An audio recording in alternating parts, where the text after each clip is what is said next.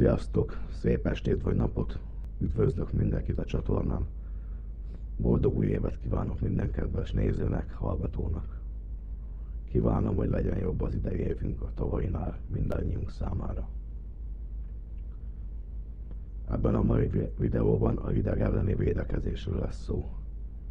Sajnos szinte bármelyikünk kerülhet olyan helyzetbe, hogy fedél vagy fűtés, esetleg mindkettő nélkül kell töltenie az éjszakát, vagy pár nehéz órát az elmesztő mínuszokban. Hisz járművünkkel a kivállt semmi kellős közepén elakadhatunk, lerobbanhatunk, vagy valami okból kifolyólag a mobil kommunikációs eszközeinkkel nem tudjuk elérni azokat, akiket szeretnénk. Esetleg túrázás közben meghibásodnak a hely meghatározó rendszereink, vagy a kazánunk a leghidegebb órákban felmondja a szolgálatot, stb. Stb. Mielőtt rátérnénk a hideg elleni védekezés formáira, először is nézzük meg, hogyan hat a hideg az átlagos emberi szervezetre. Milyen pozitív és negatív hatásai vannak a leghétköznapiaktól kezdve egészen a legvégsőig, a kiülésig, ami már huzamosabb ideig 10-14 fok alatt tartózkodva is bekövetkezhet. A hideg pozitív hatásaiból nincs sok. Serkenti az immunműködést, a hidegben végzett edzés javítja az állóképességet, mivel ilyenkor a szívnek nem kell olyan intenzíven dolgoznia, és kisebb energiafelhasználással végezhetjük ugyanazt a tevékenységet, mint melegben. A hideg időben végzett edzés hatására főként a hasban és a combokban található fehér zsírszövet a hőháztartásban és kalóriaégetésben hatékonyabb barna zsírszövetté alakulhat. A hidegnek gyulladáscsökkentő hatása is van. Ezért használja a többek közt sok élsportoló is a jeges vizet vagy a speciális jégkamrákat a megerőltető edzések utáni regenerálódáshoz. Most nézzük a negatív hatásokat. Ezek lehetnek mindennaposak, súlyosak és életveszélyesek is. A mindennapos hatások közt szerepel a bőr szárazsága. Hideg hatására a szervezet az élet fenntartásához nélkülözhetetlen szervekbe csoportosítja a vér nagy részét, hogy azokat melegen tartsa és változatlan tápanyag, illetve oxigénellátással biztosítsa megfelelő működésüket. Ennek eredményeképpen a kevésbé lényeges perifériás részeken, mint a végtagok bőrén, relatív vérszegénység alakul ki, és ez szárazságot és hideg érzetet okoz a bőr felületén. A száraz bőrrel együtt járó viszketés, húzódó érzés, hámlás és kipirosodás súlyosabb esetben kirepedéshez, vérzéshez is vezethet. A hidegszeles idő szemszárazságot is okozhat, melyet égő szúró érzés, a szemhéj kipirosodása, megdagadása és erős könnyezés jellemez. A mindennapi hatások közé tartozik még, hogy a már meglévő szív- és érrendszeri, légzőszervi és bőrbetegségek súlyosbodhatnak a hideg hatására. Végezetül következzenek a hidegnek a szervezetünkre gyakorolt súlyos és életveszélyes hatásai. Fagyási sérülések. A szervezetünkben a hideg hatására beinduló védekezési folyamat miatt a vérkeringésünk hatékonysága romlik. Súlyos esetben a szövetek tápanyag és oxigénellátása annyira leáll, hogy a szövetek károsodnak. Az érintett területek leggyakrabban az orr, fül, ujjak, szabadon lévő bőrfelületek. A fagyásnak több fokozata van, súlyosabb esetben amputációhoz is vezethet a szövetek elhalása.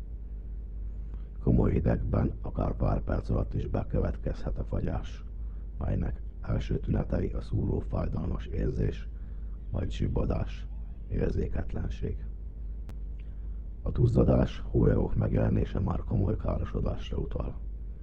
A kockázatot növeli az extrém hideg, a szél, a nedves vagy nem megfelelő ruházat. Szívmegállás. A hirtelen arcot, mákast, érő, hideg inger olyan reflexet aktiválhat, ami a pulzus csökkenéséhez, akár szívmegálláshoz is vezethet. Kiülés. Hidegben a testünk több hőt veszít, mint amennyit képes előállítani. A normál esetben 36-37 fok körüli testhőmérséklet 35 fok alá csökken, kiülésről beszélünk. 32 fok alatt életveszélyes állapot alakul ki. A kiüléshez nem feltétlenül kell extrém hideg környezet, huzamosabb ideig 10-14 fok alatt tartózkodva is bekövetkezhet, de természetesen a fagypont alatt sokkal gyorsabban hűl ki az emberi test. A veszélyes szint alá csökkent testhőmérséklet az agy működését is befolyásolja, így még veszélyesebbé teszi az állapotot, mivel az érintett nem tud megfelelően reagálni rá. Jellemző tünetek: reszketés, fáradtság, álmosság, zavartság, kékesbőr, lelassult pulzus, tágpupillák, eszméletvesztés. Az alkohol csökkenti a hidegérzetet és értágítóhatása van, így nagyobb a kiülés esélye nagymértékű alkoholfogyasztás esetén. Fenyegető kiülés esetén az érintettet meleg helyre kell vinni és azonnali segítséget kell kérni. Ilyen esetekben hívjuk a 112-t. A hideg hatását az egyén egészségi állapota és tevékenysége is befolyásolja, ahogy az is, hogyan védekezik az időjárási viszontagságok ellen. Az idősek és a kisgyermekek fokozott veszélynek vannak kitéve, itt télen fokozottan figyeljünk rájuk. Ezek után lássuk, hogyan is védekezhetünk a hideg ellen.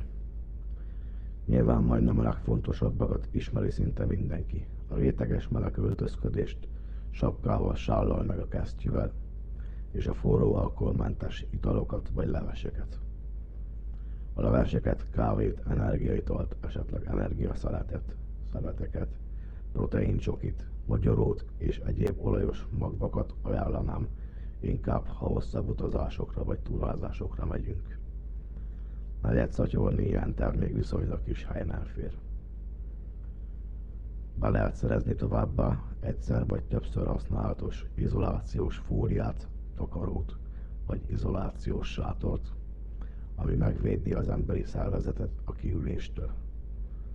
Ezen kívül én azért még a magam részéről egy kisebb teljesítményű szivajgyújtóról, esetleg akkumulátoros rendszerről működtethető autós hősugárzót eltennék az izolációs takaró vagy sátor mellé, mivel személyes tapasztalatom nincs még egyelőre az ilyen izolációs védőtermékekről. Lehet bőven elég a hatásfokuk, amit írnak róluk, hogy a testhő 90%-át visszatartják, de a pár fokkal is tudok jobb hőmérsékletet létrehozni bennük, azzal veszteni nem vesztek végül is. A videó készítéséhez felhasznált oldalak internetes linkjei a videó alatti leírásban vagy a csatorna Facebook oldalán lesznek elérhetők. Köszönöm a figyelmet, sziasztok!